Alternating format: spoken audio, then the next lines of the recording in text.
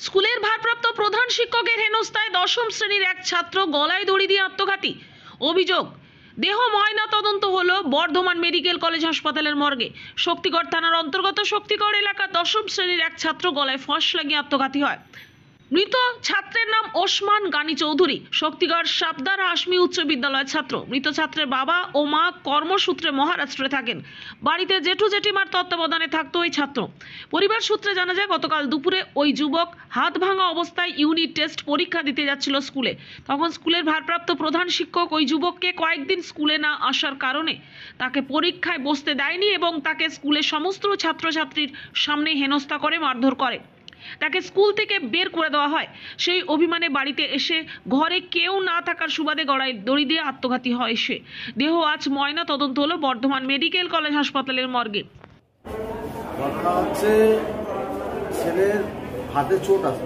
হ্যাঁ, চোট আসার কারণে স্কুল সে কামাই করে। হ্যাঁ, কামাই করার পর এবার যত কামাই করার পর 4 দিন কি 5 দিন কামাই করার পর স্কুলে পরীক্ষা ডেট চলে আসে, যার কারণে সে ভাঙা অবস্থাতেই হাত ভাঙা অবস্থাতেই পরীক্ষা, যেহেতু পরীক্ষা সেই হিসাবে ও পরীক্ষা দিতে যায়। কি ভেঙেছিল হাত? হাতটা এখানটায় ফ্র্যাকচার আছে। আচ্ছা, দিয়ে তারপর? ঠিক আছে, যার কারণে ও যায়নি তো স্কুল। এখন স্কুলের পরীক্ষা হওয়ার কারণে সে স্কুলের হাত ভাঙা অবস্থাতে বাধ্য, যেহেতু পরীক্ষা দিতে হবে। কি প্রথম পরীক্ষাতেই? প্রথম ইউনিট টেস্ট পরীক্ষা। আচ্ছা, সেজন্য সে গেছে। তাকে বলা হয় ব্যান্ডেজ অবস্থাতেই? হ্যাঁ, হাতের ফ্র্যাকচার করা আছে, ব্যান্ডেজ। হ্যাঁ, সেই অবস্থাতেই গেছে। তাকে বলা হয়েছে পরীক্ষা বসতে হবে না, কামাইয়ের কারণে স্কুল কামাই আছে, তার কারণে পরীক্ষা বসতে হবে না।